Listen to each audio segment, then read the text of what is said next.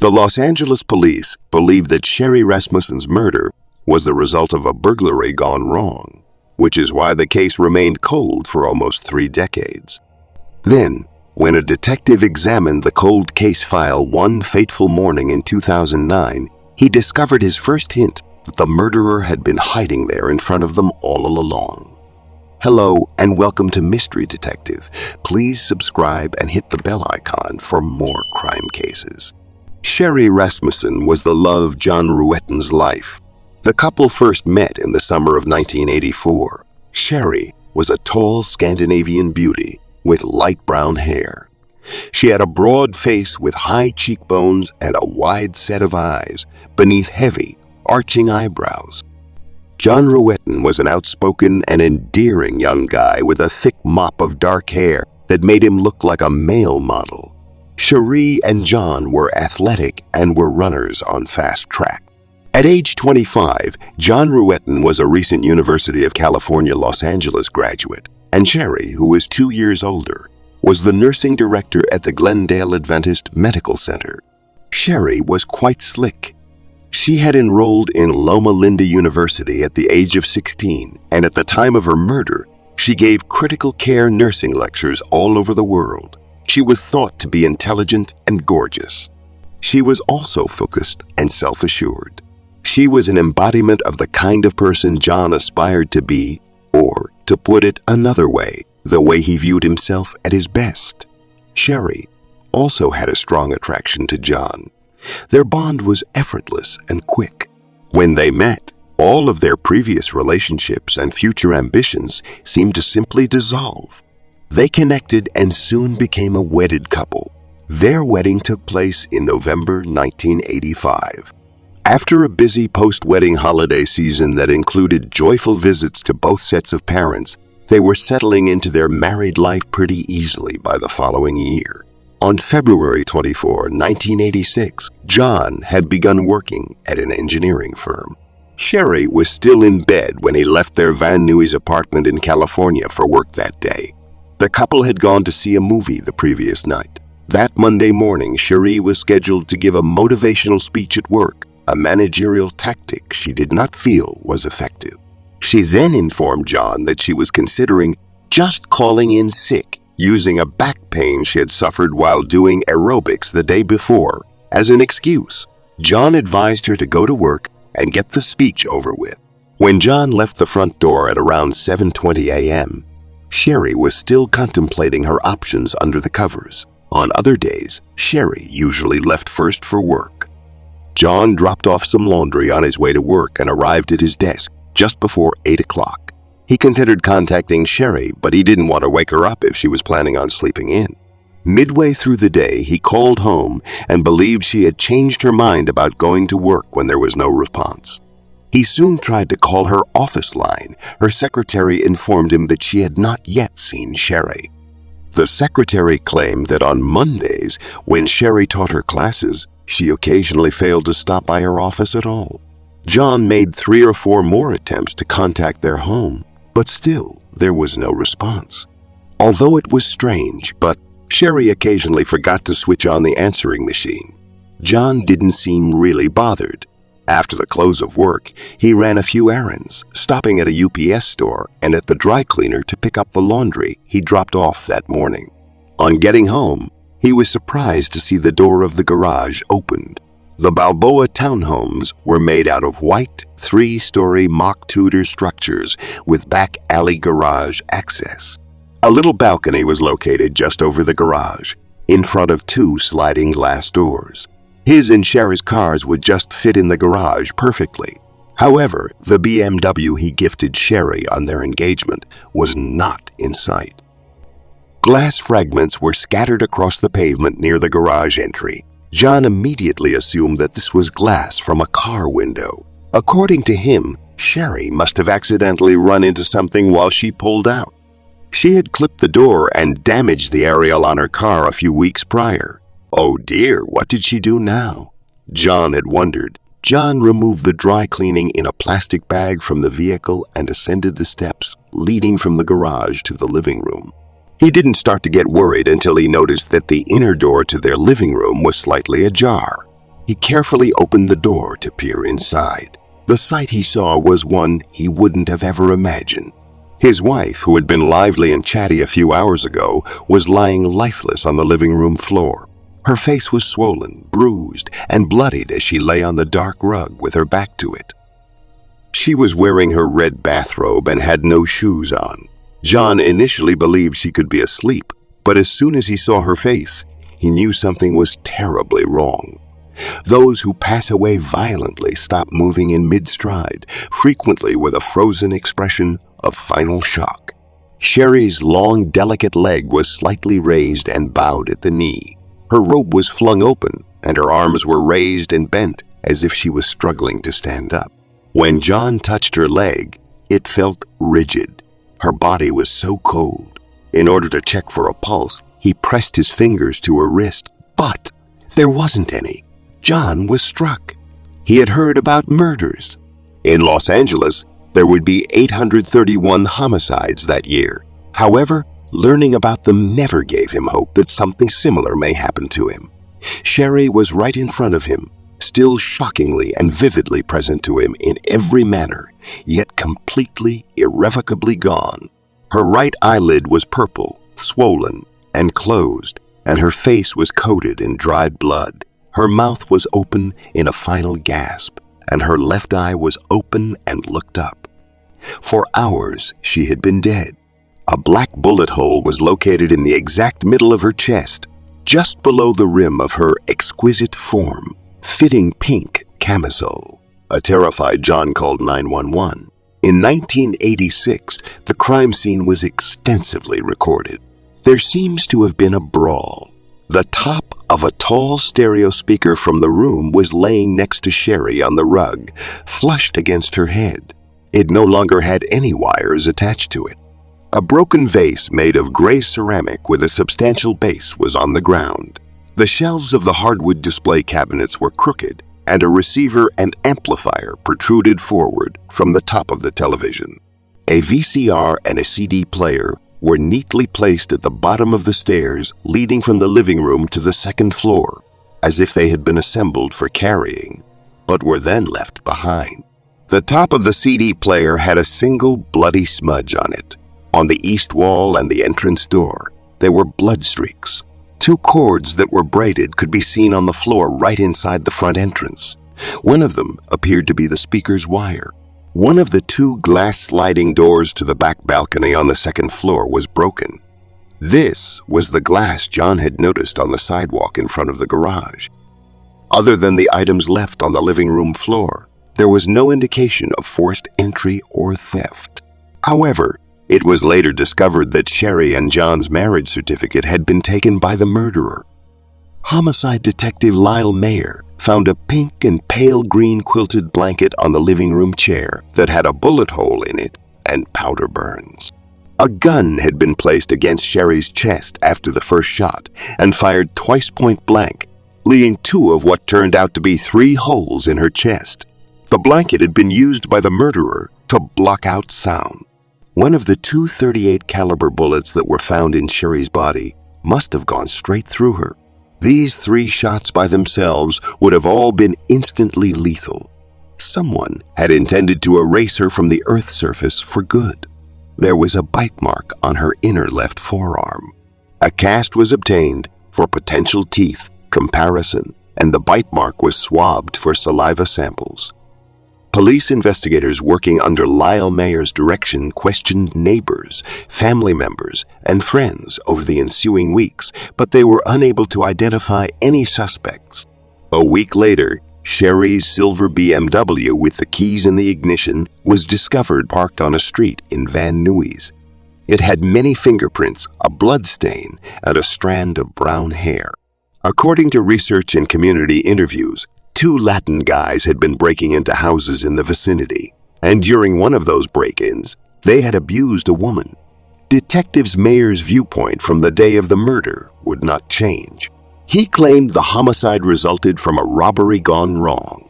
However, Nels Rasmussen, Sherri's father, was of the opinion that John's ex-girlfriend, Stephanie Lazarus, who was a cop at the time, killed his daughter.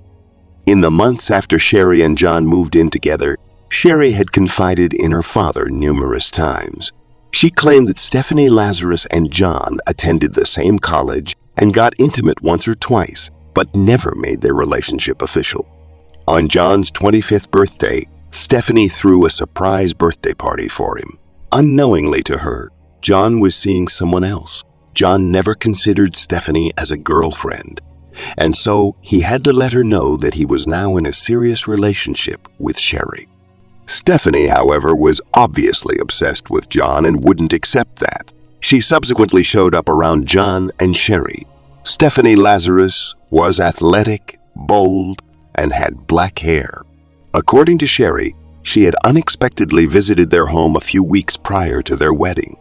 She went over to the apartment and left a set of water skis for John to wax. The skis, according to Sherri's father, were nothing more than a pretext for intrusion and a provocative act. Sherri didn't like that another woman was intruding their home. She and John had a dispute over Stephanie. John, however, informed her that he and Stephanie were no longer together and that their relationship had never grown that serious, explaining that they had been dorm mates long before lovers. Sherri, however, did not want John to wax those skis. Nels claimed that John did not support Sherri and would not defend her against Stephanie. Instead, he advised Sherri to appease her. Sherri informed her father that the lady police officer had returned unannounced to pick up the skis that John had waxed against her protests. That time, when John handed her the skis, she made it clear that the woman was not welcome and requested her to go. Stephanie had not been at all discouraged by this. She had returned, this time wearing a Los Angeles Police Department outfit and carrying a revolver around her waist. She claimed to be taking a break. John wasn't around. Usually, it was John who remained at home while Sherri left for work. Sherri immediately questioned if this was a regular occurrence. Fiancé leaves for work. An ex-girlfriend drops by. She didn't want to accept it as true. She wished to believe John. A few weeks remained till the wedding. Sherri did not cry easily, but one evening, she broke down when talking to her father on the phone. When she and John traveled to Tucson for her birthday, she and her father spoke about it more.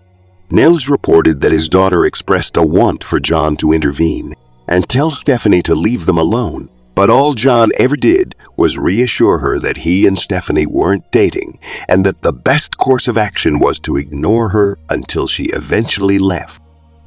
Nels recalled the visit Stephanie Lazarus made to Sherri's office at the hospital. Sherri had thoroughly described this meeting to her father. She claimed that Stephanie barged into her Glendale office and did so without waiting for the secretary to open the door. This time, the female police officer wore tight shorts and a tube top, an attire that screamed her athleticism and sexiness. She then made a chilling remark that says, "If I can't have John, nobody else will," before leaving Sherri's office. Sherri Rasmussen told Detective Lyle Meyer all of these in an interview a day after Sherri's murder, just shortly after he had asked the detective the simple question, "Have you checked out John's ex-girlfriend, the lady cop?" Detective Meyer, however, discarded Nels' questions and testimonies.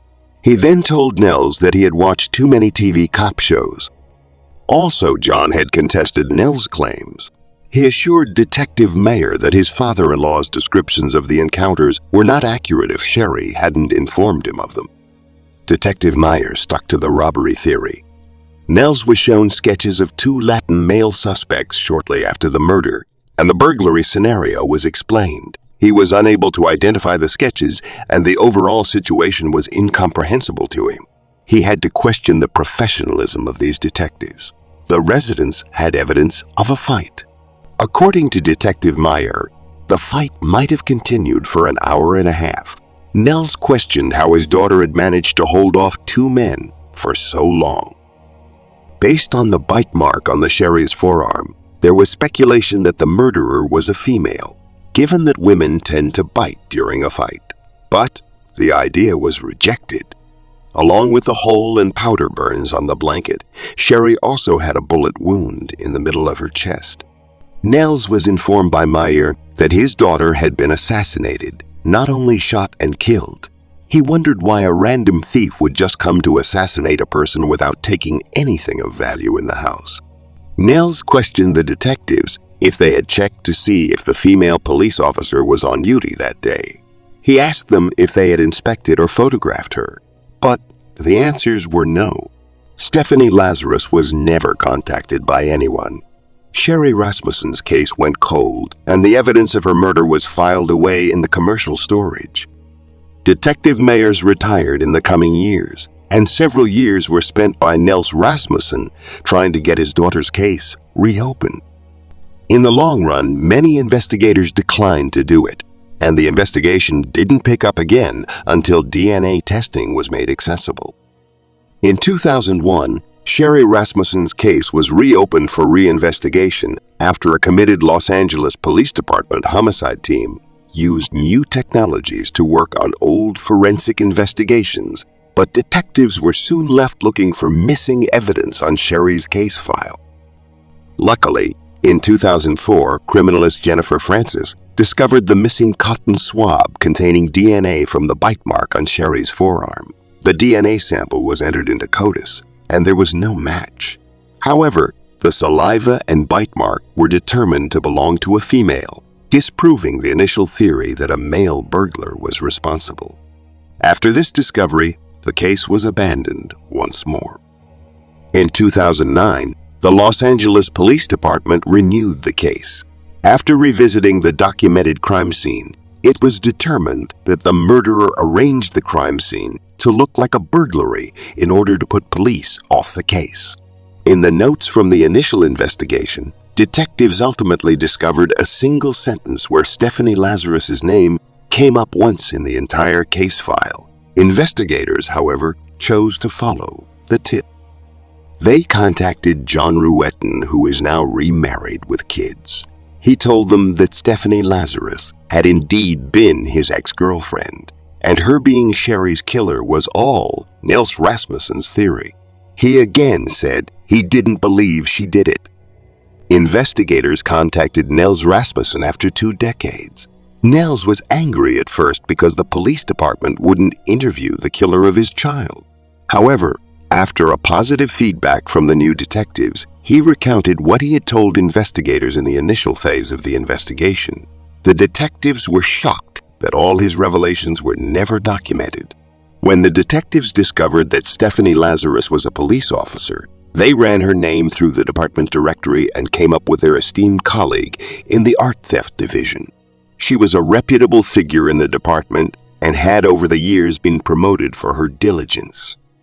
Regardless, the detectives began to look into their colleague's whereabouts on the day of Sherri's murder. They knew, as a cop, she would be very careful if she wanted to commit a murder. They soon discovered that she was off duty the day Sherri was killed. They looked into the murder weapon. The investigators were aware that most police officers possess at least 2 weapons, one for duty and one for backup, both legally acquired and registered. Records revealed that Stephanie Lazarus had bought a backup .38 caliber Smith & Wesson revolver not long after graduating police academy.